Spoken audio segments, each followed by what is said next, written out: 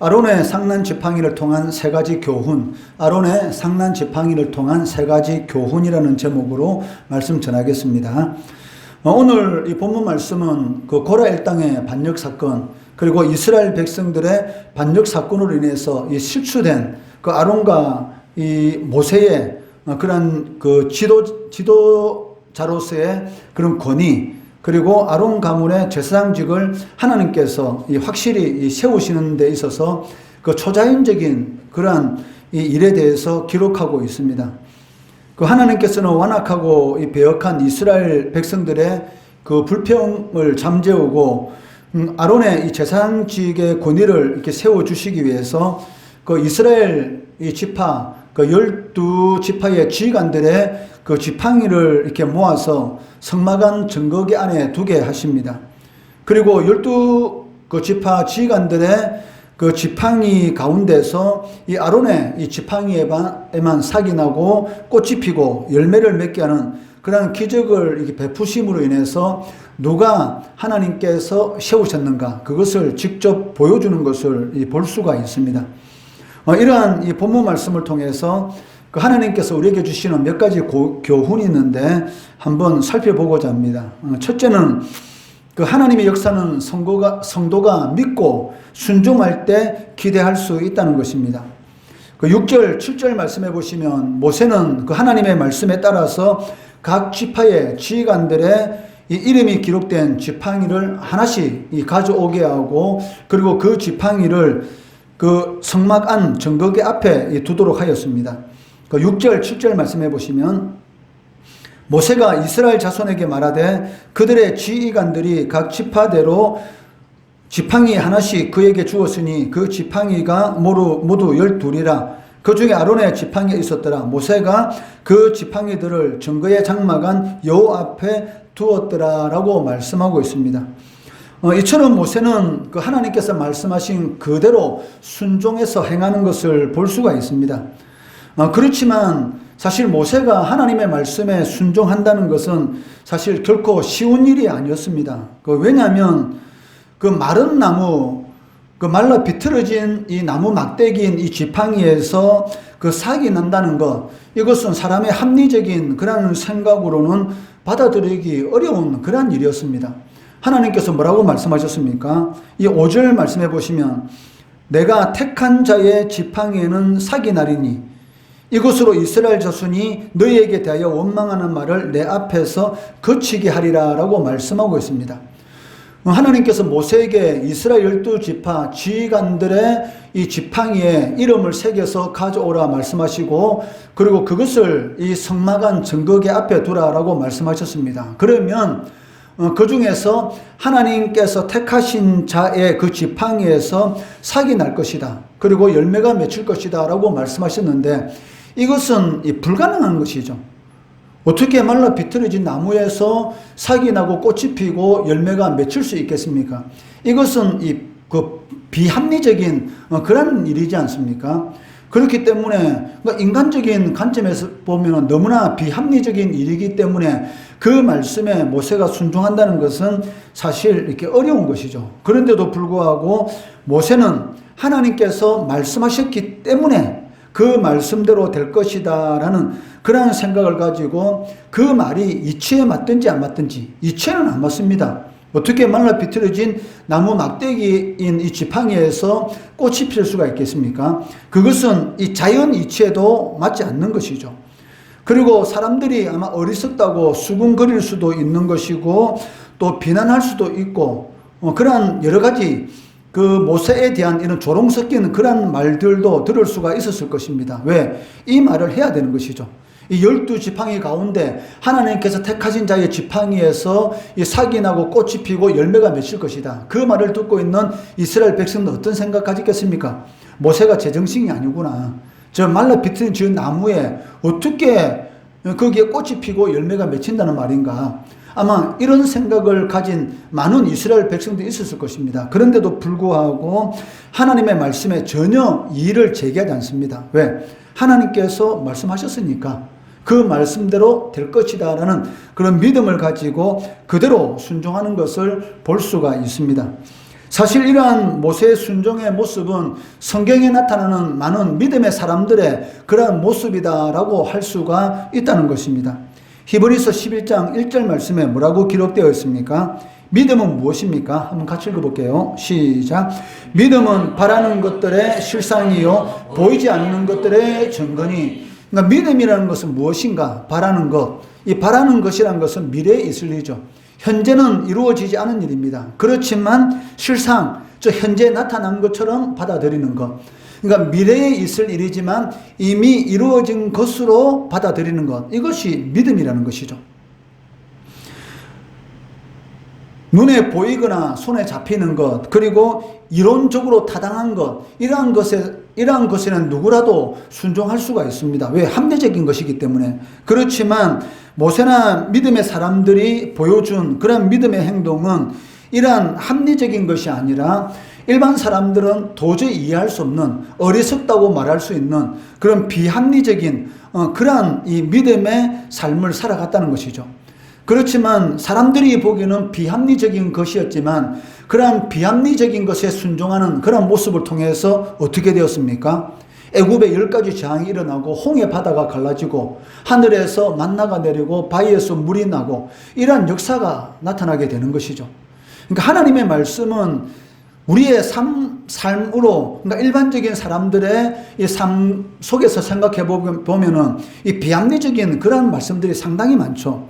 그렇지만 그러니까 사람들이 생각에는 비합리적이지만 하나님의 시간표 안에서는 그것만큼 합리적인 것이 없다는 것입니다. 이것이 믿음인 것이죠.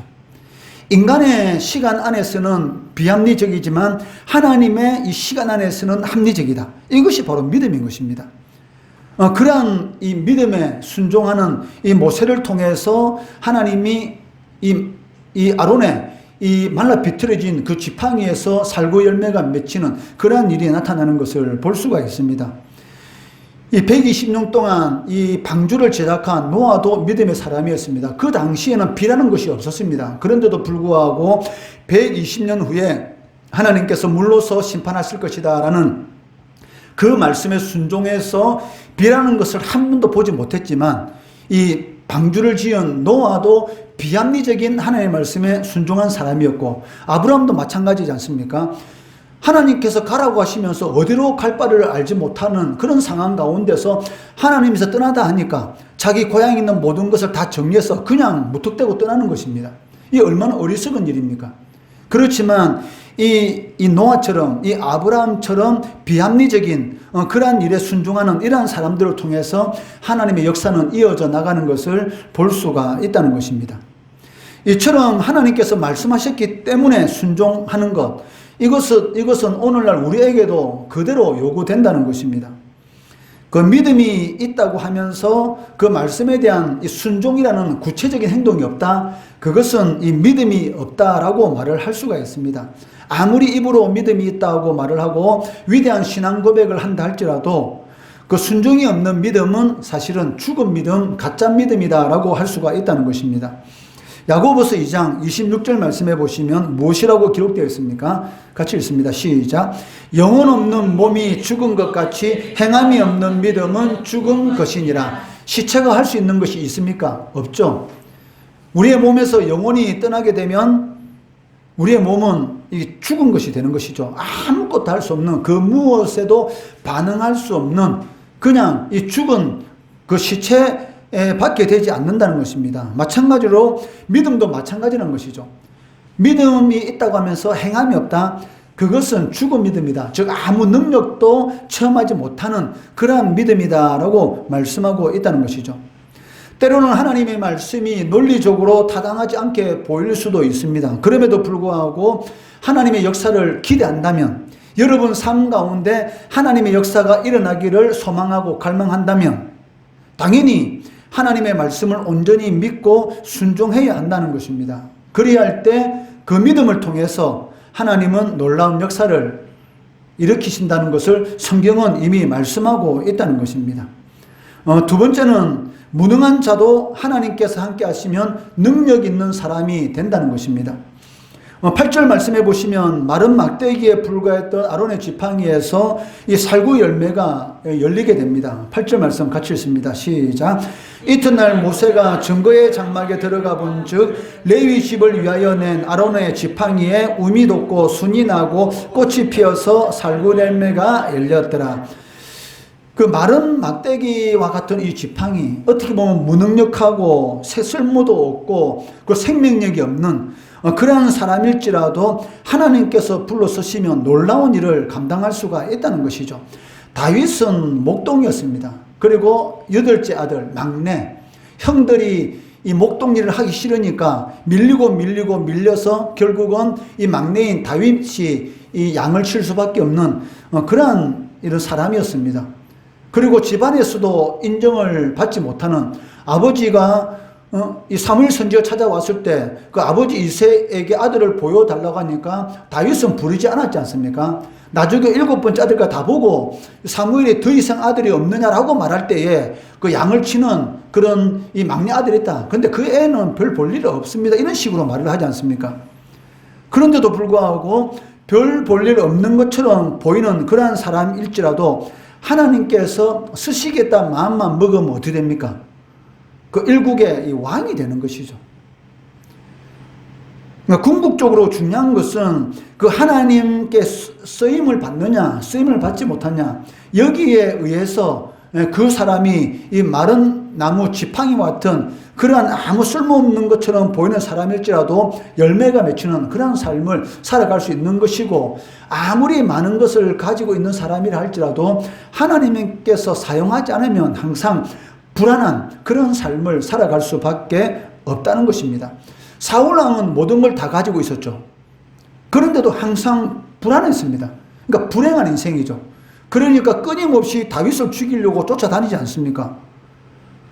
그러니까 왕인데 우리가 보기에는 부족한 것이 아무것도 없는 것처럼 보이는데도 불구하고 자기 사위인 다윗을 그렇게 죽이려고 10년 이상을 쫓아다니는 이유가 무엇입니까? 불안한 것이죠. 자기 왕위가 뺏길 것 같은 그런 두려움. 그렇기 때문에 이 하나님이 없는 삶은 이런 평안이라는 열매도 맺지 못하는 것이고, 또 인간으로서의 가장 영광스러운 그런 열매도 맺지 못한다는 것입니다. 아무리 많은 것 가지고 있으면 뭐합니까? 마음이 불안한데, 많은 돈을 가지고 좋은 침대는 살 수가 있죠. 어마어마하게 비싼 침대는 살 수 있을 것입니다. 그렇지만 이 달콤한 잠은 살 수 있습니까? 못 사죠. 아무리 좋은 침대가 있다 할지라도 항상 마음이 불안한 사람은 그 좋은 침대 속에서도 잠을 못 잡니다. 마찬가지죠. 이 딱딱한 나무바닥 같은 그런 침대를 할지라도 마음이 평안하면 어디서든지 잠을 잘 수가 있다는 것이죠. 마른 막대기와 같은 무능력하고 쓸모없는 자라도 하나님이 사용하시면 능력 있는 사람이 된다라는 것을 이 아론의 이 지팡이를 통해서 우리들에게 가르쳐 주고 있다는 것입니다. 그래서 바울은 뭐라고 고백합니까? 빌립보서 4장 13절 말씀 같이 읽습니다. 시작. 내게 능력 주시는 자 안에서 내가 모든 것을 할 수 있느니라. 내가 모든 것을 할 수 있는 것이 아니고 어디에서? 그리스도 안에서. 그리스도 안에 있을 때만이, 하나님 안에 있을 때만이 내가 모든 것을 할 수 있다. 부하든지 비나든지 어떤 상황 가운데 있을지라도 자족할 수 있는 그런 능력, 어떤 상황 가운데 있을지라도 행복해야 할 수 있는 그런 능력, 그런 능력이 어디서 나타납니까? 그리스도 안에 있을 때만이 그런 능력이 나타날 수 있다라고 말씀하고 있습니다. 바울의 이 말은 그냥 하는 말이 아닙니다. 빌립보서는 로마 감옥에 갇혀 있을 때에 쓴 편지입니다. 바울이 이 말을 빌립보서 이 4장 13절 내게 능력 주시는 자에서 내가 모든 것을 할 수 있다라는 이 말은 아마 빌립보 교회 성도들은 잘 받아들였을 것입니다. 왜? 바울 사도가 이 빌립보에 가서 복음을 전하다가 어떻게 돼요? 이 잡혀서 채찍에 맞고 지하 감옥에 갇혔지 않습니까? 그런데 지하 감옥에 피가 철철 흐르는 그 몸을 가지고 지하 감옥에 갇혔는데도 불구하고 이 마음속에서는 이런 말로 표현할 수 없는 기쁨이 올라오는 거죠. 그러므로 인해서 뭘 하게 됩니까? 지하 감옥 안에서 바울과 실라가 찬송을 부르게 되는 것입니다. 그 찬송을 부르는 가운데 땅이 흔들리는 그러한 일이 나타나고 감옥문이 열리고 그러한 일들을 통해서 간수장과 그 가족들이 다 예수 믿게 되는 그런 일이 일어났지 않습니까? 그렇기 때문에 이 빌립보 교회 교인들은 바울의 이 말에 대해서 정확하게 아는 것이죠. 그래, 맞다. 그리스도 안에 있으면 부하든지 가난하든지 어떤 상황 가운데 있을지라도 자족할 수 있는, 스스로 만족할 수 있는 그런 능력이 있다. 그렇기 때문에 바울 사도가 이 빌립보 교인들에게 내게 능력 주시는 자에서 내가 모든 것을 할 수 있다. 너희들 봤지 않느냐? 내가 감옥 가운데서도 주체할 수 있는 기쁨이 흘러 넘침으로 찬양할 때에 그 감옥문이 열리고 그걸 통해서 간수장이 그리고 그 가족들이 예수 믿는 그런 역사를 너희들이 알지 않느냐? 이 말이죠. 그리스도 안에 있으면 모든 것을 할 수 있다. 그리스도 안에 있는 자는 어떤 상황 가운데서도 기뻐할 수 있는 그 샬롬의 은혜가 임한다라고 말을 하고 있습니다. 그렇기 때문에 성도에게 있어서 제일 중요한 건 무엇입니까? 하나님이 함께 하시느냐? 함께 하시지 않느냐? 이것이 가장 중요합니다. 하나님께서 함께 하시면 형통, 하나님께서 함께 하지 않으시면 불통. 요셉이 하나님이 함께 하심으로 인해서 감옥에 갇혔는데도 성경은 뭐라고 말합니까? 형통하였더라. 이렇게 말하고 있죠. 그러니까 감옥 안에 있는 요셉에게 하나님이 함께 하심으로 형통하였더라. 그렇기 때문에 하나님이 함께 하시는 것이 형통이고 하나님이 함께 하지 않는 것은 불통이죠. 사울왕이 모든 것을 가지고 있었지만 하나님이 함께 하지 않았기 때문에 불통 가운데서 항상 두려운 것이고, 다윗은 목동이었지만 하나님께서 함께 하셨기 때문에 어떻게 해요? 형통한 것이죠. 심지어는 이 사울왕에게 쫓겨다니면서도 뭐라고 고백합니까? 천만인이 나를 둘러 진친다 할지라도 난 두렵지 않다. 자기 아들 압살롬이 반역을 일으켜서 자기를 죽이려고 하는 그런 순간 가운데서도 고백하는 말이 이 고백이지 않습니까? 10,000명이 나를 죽이려고 하더라도 나는 두렵지 않다. 왜? 하나님께서 나를 어떻게? 붙드시기 때문에. 하나님께서 붙들어 주니까 두렵지 않다는 것이죠. 애들이 부모님 손을 잡습니까? 부모님이 애들 손을 잡습니까? 부모님이 애들 손을 잡죠. 애가 부모님 손을 잡으면 어떻게 돼요? 잃어버립니다. 사람 많은 데 가면. 애들은 손을 놓잖아요. 사람에게 치다 보면 요동, 사람하고 자꾸 치다 보면, 요동하다 보면 애들은 손을 놔둬요. 그래서 애들을 잊어버린 겁니다. 근데 사람 많은 곳에 가면 누가 손 잡아요? 부모님이 꽉 잡죠. 그러면 아무리 사람들이 치고 하더라도 놔요, 안 놔요? 안 놔죠. 그 애는 안전한 것입니다. 마찬가지로 하나님께서 여러분들을 붙들어 주시면 가장 안전합니다. 그렇기 때문에 형통인 것이고, 하나님께서 붙들어 주지 않고 내가 이렇게 붙들려고 한다? 이거는 불통이죠. 왜? 언제든지 나는 놓을 수 있잖아. 상황에 맞춰서. 좀 생각대로 잘 되면 하나님 할렐루야 하다가 생각대로 일이 안 되면 하나님 원망하고. 이것이 바로 뭡니까? 요동하는 거. 그런데 다윗은 이 압살롬에게 쫓겨가면서도 그 자기를 죽이려고 하는 그런 일들이 지금 일어나고 있으면서도 불구하고 10,000만인이 나를 둘러 진친다 할지라도 나는 두렵지 않다. 왜? 하나님께서 나를 붙들고 계시기 때문이다 라고 고백하는 것을 볼 수가 있습니다. 나는 능력이 없어도 하나님이 능력이 있기 때문에 하나님께서 일을 하시면 그것이 바로 형통인 것입니다. 세 번째는 하나님 안에 뭐가 있습니까? 생명이 있는 것이죠. 이런 말라 비틀어진 그 지팡이에 어떻게 열매가 맺힙니까? 말라 비틀어진 지팡이는 생명이 없습니다. 그런데 거기에서 삭이 나고 꽃이 피고 열매 맺혔다는 것은 무엇입니까? 생명이 거기에 들어갔다는 것이죠. 여러분들도 예수 믿기 전까지만 하더라도 생명이 없는 사람이었습니다. 왜? 영혼의 지옥 형벌을 받을 수밖에 없는, 여러분들의 죄와 허물로 인해서 이미 죽었던 사람들, 이미 사망의 권세 아래에서 신음하고 있는 아무 소망이 없는 그런 삶을 살아가는 그런 존재였습니다. 그런데 어느 순간에 예수를 믿게 됨으로 여러분 안에 뭐가 생겼어요? 생명의 능력이 임하게 된 것이죠. 나는 곧 길이요 진리요 생명이니. 그러니까 예수 그리스도가 길이고 진리고 생명. 그러니까 죽었던 여러분들에게 예수 그리스도께서 임하심으로 인해서 죽은 자가 살아난 것이죠. 이것을 뭐라고 말합니까? 중생했다. 본 어게인, 거듭났다. 다시 태어났다. 마귀의 종에서 하나님의 사람으로, 하나님의 자녀로 다시 태어났다. 본 어게인 했다. 중생했다. 이렇게 말을 하고 있다는 것입니다. 그러니까 아론의 지팡이에 um이 나고 삭이 나고 꽃이 피고 열매가 맺혔다는 것은 그 안에 생명의 역사가 일어났다는 것이죠. 그런데 이 생명의 역사는 누구로부터 나오는 것입니까? 바로 하나님으로부터 나오는 것입니다. 이 세상으로부터는 생명의 역사가 없습니다. 이 세상에 있는 것은 무엇입니까? 잠시 사용하다가 다 놓아두고 가야 할 그런 것에 불과한 것이고, 영혼이라는 것은 하나님 안에만 존재하는 것입니다.